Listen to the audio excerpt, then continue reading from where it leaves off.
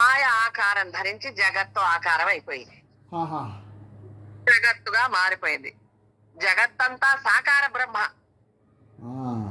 సాకార బ్రహ్మ విరాట్ స్వరూపంగా ఉంది. నువ్వు చూడదలుచుకుంటే అక్కడ ఉన్నది జగత్తు కాదు, జగత్తుగా మనసుగా ఉంటే ఉన్నది అక్కడ మనసులో నుంచి ప్రకాశింపజేసేది పరమాత్మ శక్తి. మన శక్తే విరాట్ స్వరూపం అంటారు దాన్ని.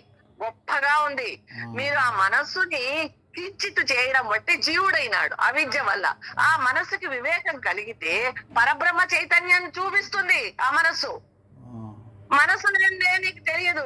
మనస్సు ఉన్న పరికరం ఉంటే అది వేరే ఉనికి. సరే, మీకు మెయిన్ మనస్సు ఉండాలి. మనస్సు ఉంటేనే మీకు మంచి కర్మ చేసుకొని ఆ కర్మ ద్వారా ఏమొస్తుందో ఉపాధి దాన్ని బట్టి నీకు పరబ్రహ్మ స్వరూపాన్ని తెలుసుకుంటావు. ఈ అవకాశం వచ్చింది ఈ జన్మలో మీకు. ఇక్కడ సాక్షాత్తు మీకు తెలుస్తోంది.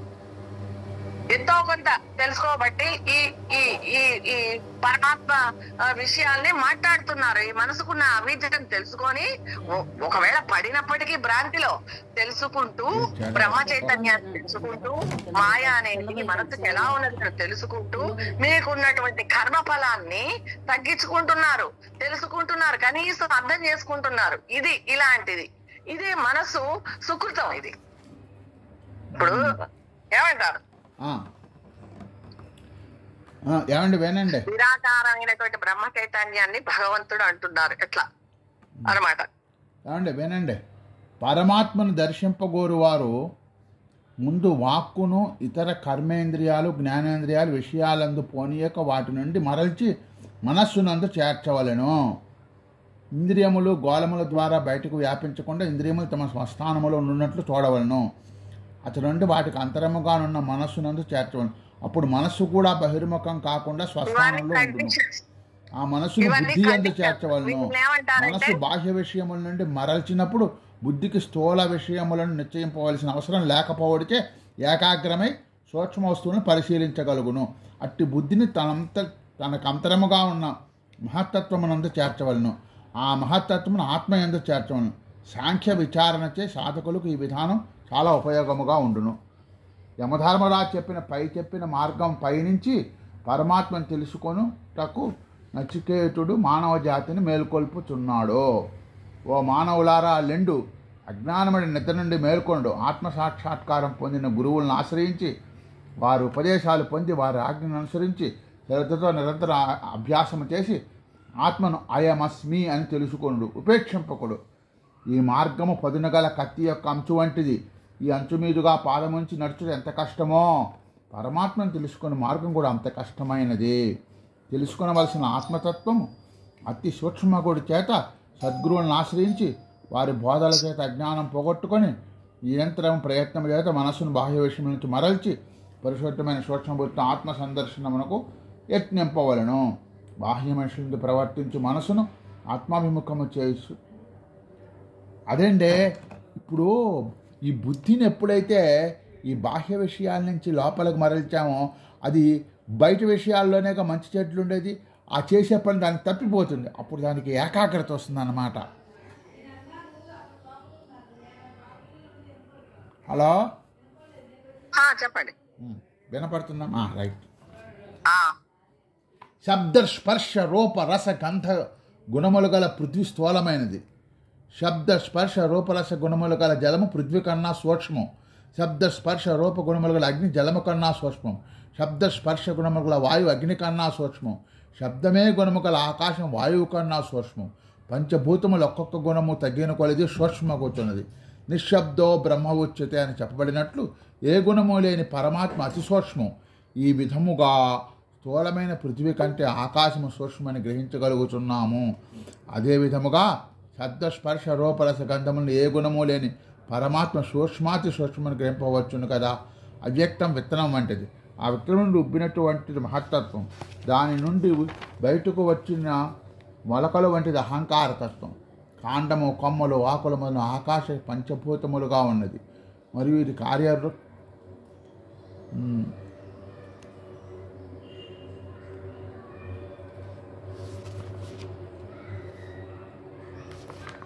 నచికేత, శ్రోత్రాది ఇంద్రియములను శబ్దాది బాహ్య విషయములను గ్రహించుటకే నిర్మించను. కావున మానవుడు ఆ ఇంద్రియముల ద్వారా ప్రాకృతముకు బాహ్య విషయములనే గ్రహించగలుగుతున్నాడు, కానీ అంతరాత్మను గ్రహించటలేదు. ఇంద్రియములు బహిర్ముఖులై ఉండుట చేత బాహ్య విషయములనే గ్రహించుట సహజమైనప్పటికీ ఉపాయశాలియు ధైర్యము కలవాడునకు మానవుడు ప్రవాహమునకు ఎదురీదినట్లు వివేకయుగువాడు గొప్ప ప్రయత్నము చేత ఇంద్రియ ప్రవృత్తి నిర్వహించి వాని అంతర్ముఖముగా ఉండునట్లు చేసి ప్రత్యేగాత్మను చూస్తున్నాడు. దానివలన జరాభరణ రూప సంసారం నుండి విముక్తి కలుగుతున్నాడు. మనసు ఇంద్రియములతో కూడినప్పుడే అవి వాని విషయములు గ్రహించగలుగును. లేంచో ఇంద్రియములు విషయములు గ్రహించటలేదు. ఆత్మదర్శనము కావాలనైనా మనసు అంతర్ముఖము కావలేను. One cannot serve two masters అన్నట్లు ఒక సేవకుడు ఇద్దరు యజమానులను సేవింపలేడు.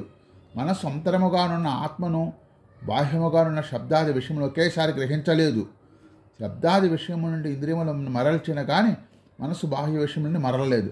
ధ్యానశూలుడైన వ్యక్తి మాత్రమే ఇంద్రియములను నిగ్రహించి మనసును అంతర్ముఖము చేసుకొనగలడు. అద్దమును ప్రపంచం వైపు తిప్పినా ప్రపంచము కనపడును, తన వైపు తిప్పుకొని తన ముఖం కనిపించును. మనసు ఇంద్రియములతో కూడినప్పుడు ప్రపంచము, అంతర్ముఖమైనప్పుడు ప్రత్యేగాత్మను చూపించును.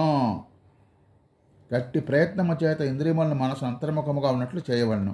అట్టివారికే మోక్షం.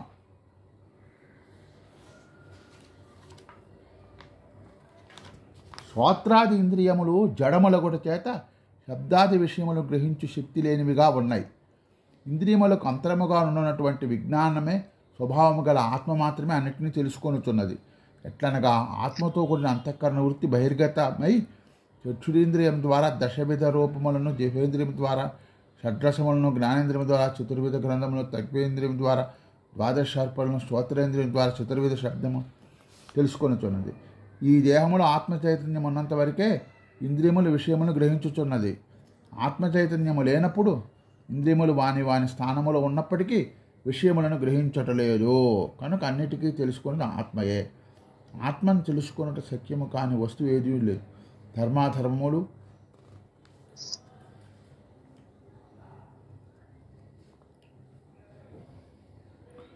హలో వింటున్నారా? మీరు ఎక్స్ప్లెనేషన్ చెప్పండి. సరే రేపు చెప్తుండలేండి. అట్లాగేనమ్మా. ఇక లోకా సమస్త సుఖినో భవంతు.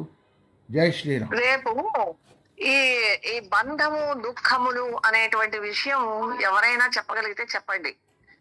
ఎందుకంటే లయం చేసుకోవాలి అంటున్నప్పుడు దేన్ని లయం చేసుకోవాలి? బంధాన్ని గాని, దాని వచ్చే దుఃఖాన్ని గాని, అసలు బంధాలు అనేవి మనసుకి ఎందుకు ఉన్నాయి, ఏ విధంగా ఉన్నాయి, ఎందుకు దుఃఖం వస్తుంది ఈ శరీరానికి, ఏంటి, ఇవన్నీ తెలుసుకోవాలంటే బంధదాయకం ఏమిటి, ఏమనుకుంటే బంధమైంది, దానివల్ల ఎందుకు దుఃఖము ఏమిటి, ఇలాంటి టాపిక్ రేపు మాట్లాడితే గట్టి పడతారు. ఎందుకంటే తనలో లయం చేసుకోవాలి, ఎలా లయం చేసుకోవాలని మంగగారు అడిగారు కదా. అంటే ఇవే ఏం లయం చేసుకోవాలి? బంధం ఉంటుంది మనసుకి.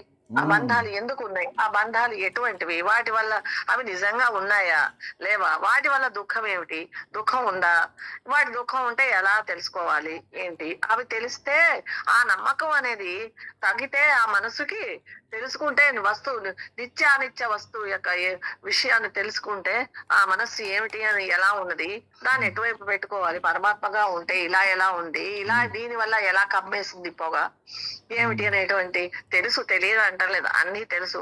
కానీ ఒకసారి విచారణ చేసుకుంటే మళ్ళీ వివరణగా మనసుకి హత్తుకున్నట్టుగా ఉంటుంది. ఆ టైం వచ్చింది అనుకోండి, అలా ప్రతి వాళ్ళకే అన్నీ ఉంటాయి ఉపాధులకి.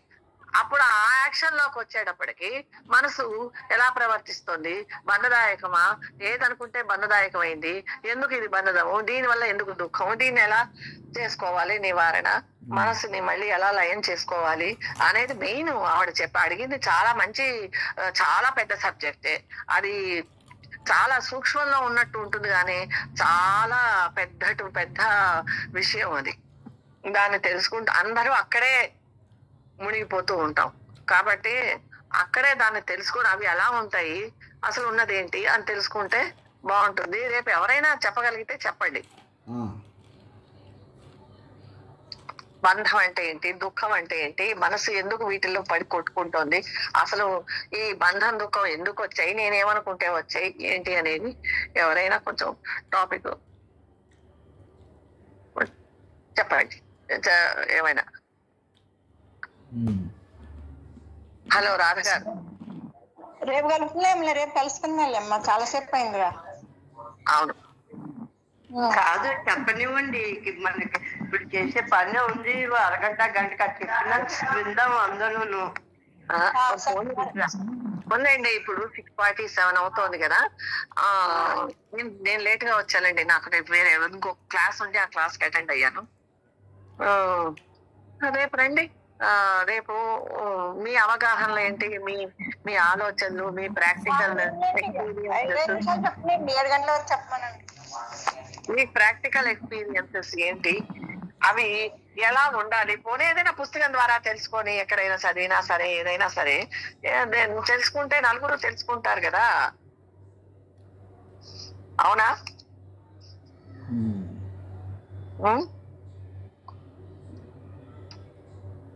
అది నేను చెప్పేది. మాట్లాడితే అది బాగుంటుంది. అది అనమాట. అంటే ఇప్పుడు బియ్యం కవచం, శరీరం, మనస్సు.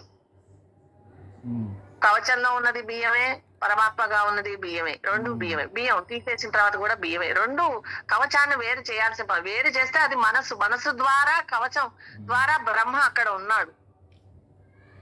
అది అంటే అవిద్య ఆవరణ కలిగినటువంటి బ్రహ్మ చైతన్యాన్ని మనం జీవుడు అంటున్నాం. బ్రహ్మలో మాయ ఐక్యం చెంది ఉంది.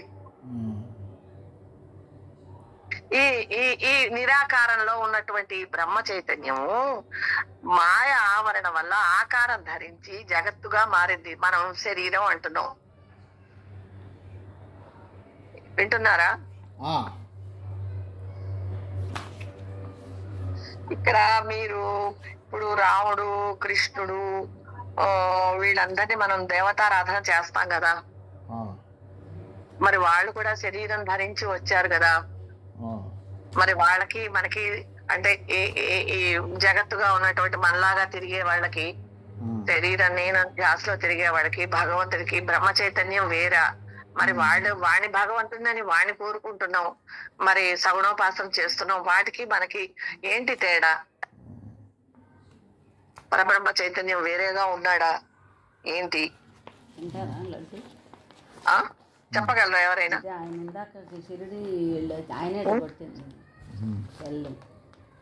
రేపు మాట్లాడదామంటే రేపు మాట్లాడదాం.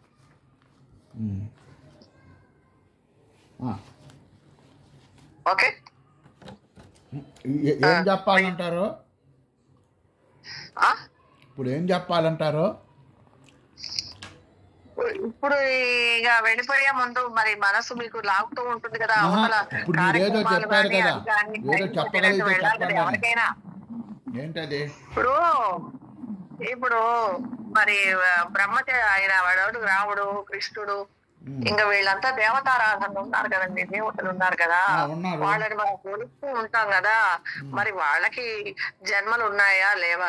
మరి వాళ్ళేంటి, మనకేంటి బాధలేంటి? వాళ్ళు దేవుడిగా వరాలు ఇస్తుంటే మనమేమో బాధలు పొంది వరాలు కోరుకునే వాళ్ళలాగా ఉండి వాళ్ళని చేసుకుంటూ ప్రార్థిస్తున్నాము. మరి బ్రహ్మ చైతన్యం అనేది అంతా ఒకటే అయినప్పుడు ఈ శరీరాకృతిలో ధరించి వచ్చినటువంటి వాళ్ళు చెప్తుంటారు కదా. వాళ్ళకి మరి ఏంటి బ్రహ్మ చైతన్యం తేడా ఏముంది? వాళ్ళకి ఎలా ఉంది, ఎట్లా ఉంది? వాళ్ళు ప్రపంచ పరిపాలన బాధ్యత వహించారు కాబట్టి దుష్ట శిక్షణ చేయటానికి అవతారాలు ఎత్తుతున్నారు. మనకు అది లేదుగా. మనం ఆత్మను తెలుసుకుంటే చాలా దేవుడు అనుకుంటాం. వాళ్ళ ఆత్మను తెలుసుకొని కూడా ఇంకా మా సాధువుల్ని రక్షించటానికి వాళ్ళ అవతారాలు ఎత్తుతున్నారు ఈ దుష్టం ఎక్కువైనప్పుడు. అది కాదు రమగారు,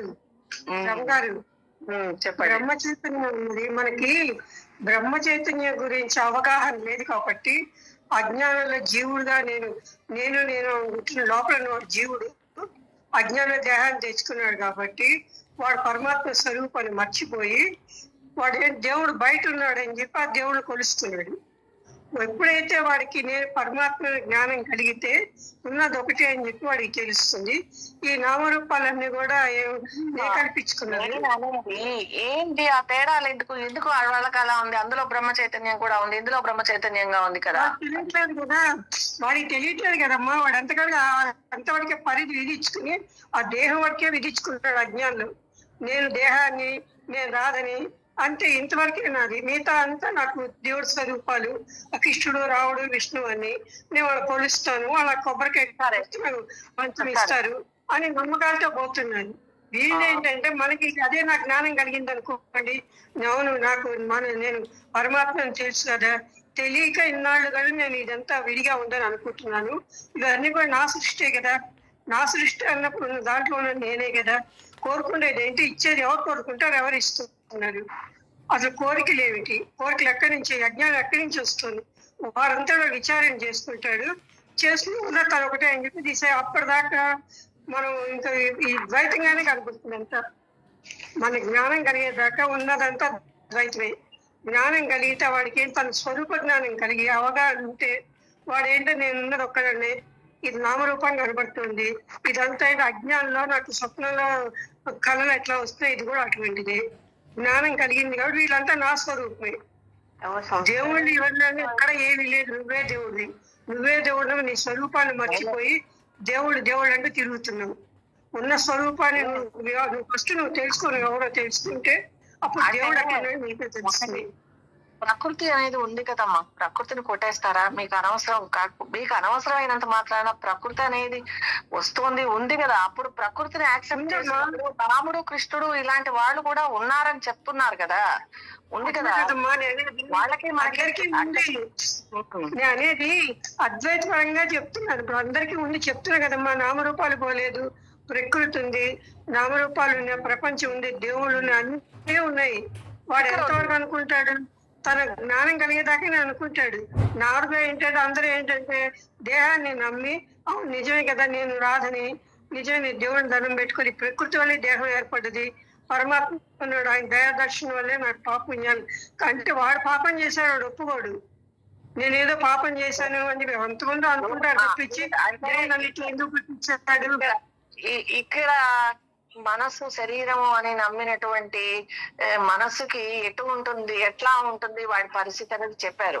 ఇక్కడ ఇప్పుడు ఈ వీళ్ళల్లో ఎవరు రాముడు, కృష్ణుడు అన్న పేర్లు గల భగవంతుడిని అని చెప్పుకునే వాళ్ళల్లో రజస్తమో గుణాలు ఎక్కువ ఉండవు.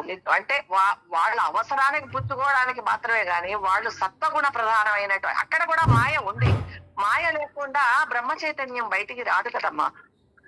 అంతే కదండి, మాయ వల్లే ఇదంతా ఏర్పడు. ఎందుకంటే బ్రహ్మ చైతన్యం ఎప్పుడు పరబ్రహ్మ శరీర ధారణకై మాయను ఆశ్రయిస్తుంది. అక్కడ బ్రహ్మ చైతన్యంగా ఉండి ఈ రాముడు, కృష్ణుడు ఇలాంటి దైవతలు వాళ్ళు వస్తారు. అయితే వాళ్ళలో రజస్తమో గుణాలు రెండు మాత్రము నిద్రాణంలో ఉంటాయి. వాళ్ళకి ఎక్కువ పని చేయవు. వాళ్ళది మెయిన్ సత్వగుణంలో అంటే ఏంటి, మాయ వాళ్ళ ఆధీనంలో ఉంటుంది. మాయల ఆధీనంలో ఇక్కడ మనస్సు ఉంటుంది. ఇక్కడ ఈ లోకల ప్రపంచంలో మాయాధీనంలో, అవిద్యాధీనంలో బ్రహ్మ ఇక్కడ ఉంటాడు. అక్కడ బ్రహ్మ ఎలా ఉంటాడంటే కేవలం మాయ అనేది బయటికి తెలియపడడం కోసం మాత్రమే మాయని ఆశ్రయించడం అక్కడ జరుగుతుంది. అందుకని ఇక్కడ వాళ్ళకి దివ్య అనుభూతులు, దివ్యమైనటువంటి అవేమో అంటారు చూడండి, ఆలోచనలు, వాళ్ళు అనుకున్న మాటలు నిజాలు అవుతూ ఉంటాయి. వాళ్ళు చెప్పినవన్నీ ఎందుకంటే సత్వగుణం మొత్తం వాళ్ళ చేతుల్లో ఉంది, మాయ వాళ్ళ చేతుల్లో.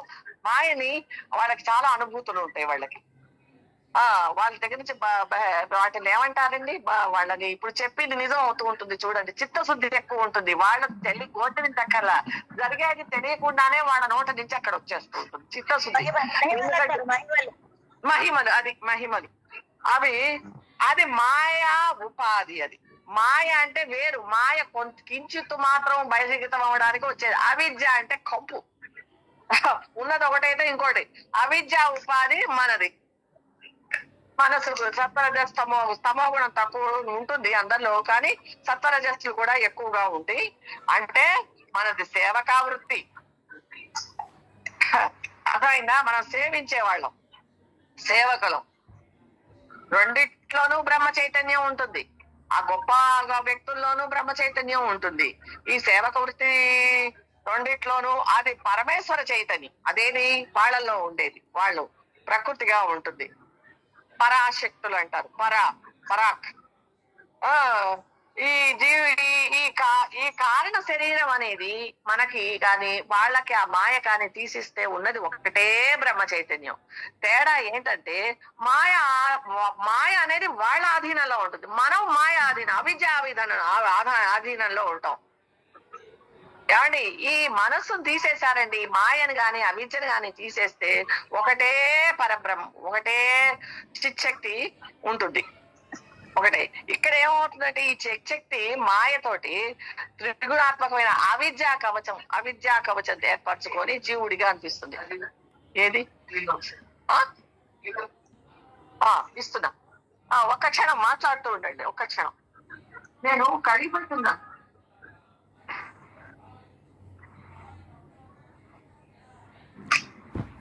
ఇప్పుడు నేను చెప్పింది ఏంటంటే మా ఉన్నది బ్రహ్మ చైతన్యమే. అదేంటంటే తను ఎప్పుడైతే సృష్టి చేయాలని సంకల్పించమే మాయ వచ్చింది. మాయ లేనిది ఎక్కడ ఏది జరగదు.